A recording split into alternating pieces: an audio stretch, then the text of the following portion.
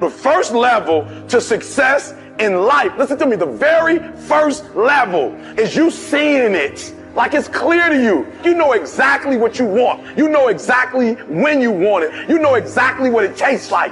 You know what it looks like. You know what it smells like.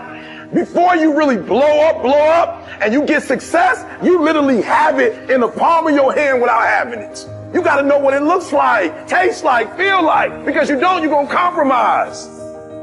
And your problem is you're not intentional and deliberate. You wake up on Monday and you might be strong, but by Wednesday, are you hearing what I'm telling you? You're not intentional and deliberate. You are hoping that the best is going to happen to you, and the best never happens to you. You got to be intentional and deliberate, whether you're making money or not making money. You got to decide that you're going to do something, and you got to do it every Monday, every Tuesday, every Wednesday, every Thursday. The problem with some of you in this room, you're not intentional and deliberate. You're a good person that just hopes the good stuff is going to happen to you. It has everything to do with what time you wake up. It has everything to do with how you eat.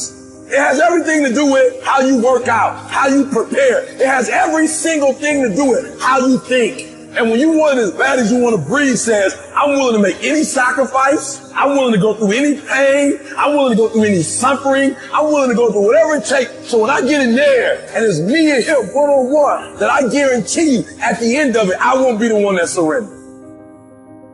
In order to have unbelievable choice and options in your life, in your pursuit of your dream, you must eliminate them. You must shrink your focus down to one thing, one business, one focus at one time, and master it and get great at it for an extended period of time. The irony of life is that the more you shrink your options in pursuit of your dream, the more it'll open them up in your life later. What are the things that are stealing your focus? Who are the people that are stealing your focus? And begin to eliminate these distractions. Get laser focused and obsessed on what you want. Be starving and hungry to get it. Be desperate to get it. The combination of desperation and hunger with laser focus over an extended period of time is the formula to be great at something. And you've got to be so relentless, regardless of what comes down the pipe, that you're always looking for a way to get over, always looking for a way that you can break through, always looking for a way that you can win, always looking for a way that you can strike a telling blow. But you got to understand, you can always get a little bit better. You can always excel a little bit more. You can always push it a little further. You can always climb a little bit higher. You can always better your best. You can always go beyond anything that you have ever done. And so all you're looking for are new breakthroughs through practice and practice. You'll get better and better. And when you know what you want, you will do anything it takes to get it.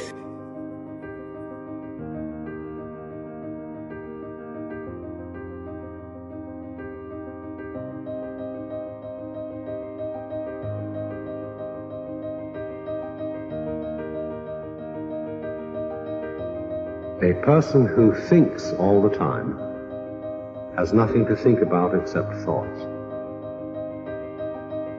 So, he loses touch with reality and lives in a world of illusions. We are so tied up in our minds that we've lost our senses. Time to wake up. What is reality? It isn't material, that's just an idea.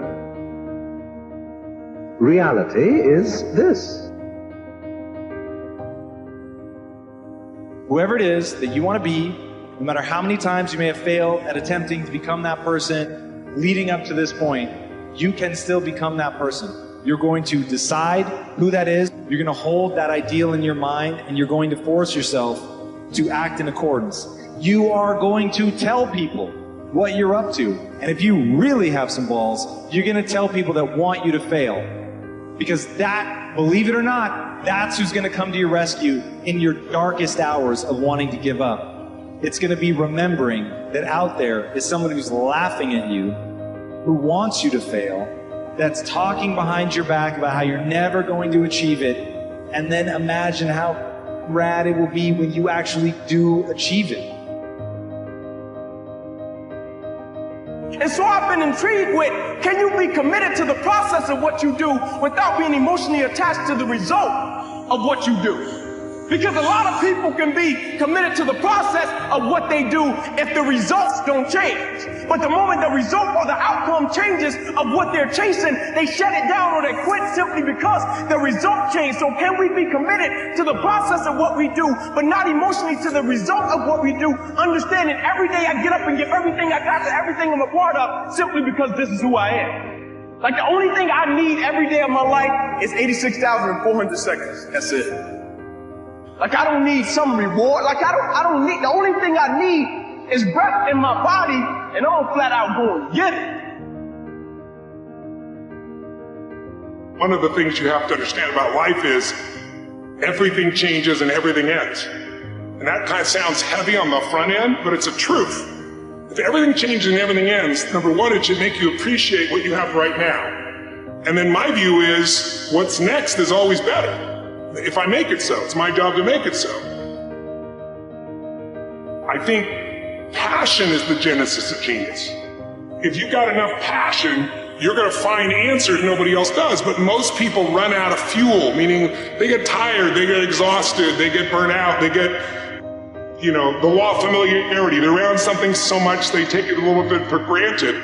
What I see as the one common denominator of people that are successful over a lifetime is the sustained hunger.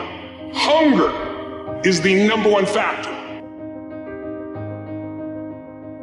That in order to move forward, you move forward by taking the next right step. You don't have to know all the steps to make, just what is the next right move.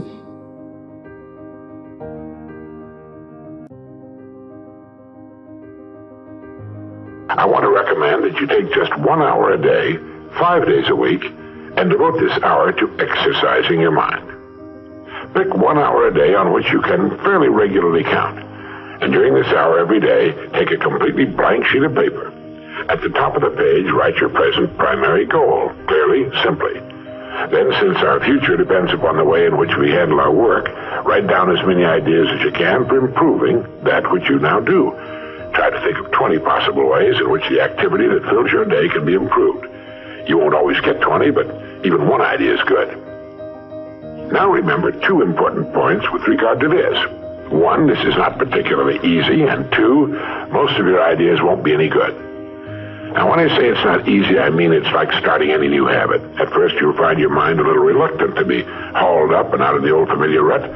But as you think about your work and ways in which it might be improved, write down every idea that pops into your mind, no matter how absurd it might seem.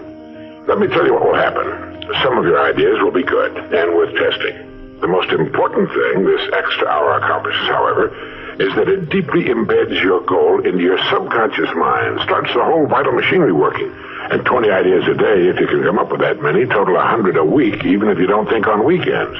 An hour a day, 5 days a week, totals 260 hours a year, and still leaves you 3,740 hours of free leisure time.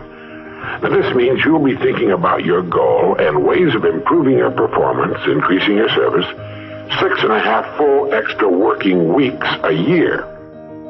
6.5 40-hour weeks devoted to thinking and planning. Can you see how easy it is to rise above the so-called competition? And will still leave you with 15 hours a day to spend as you please. Starting each day thinking, you'll find that your mind will continue to work all day long. You'll find that at odd moments, when you least expect it, really great ideas will begin to pop into your mind. And when they do, write them down as soon as you can. Just one great idea can completely revolutionize your work and, as a result, your life.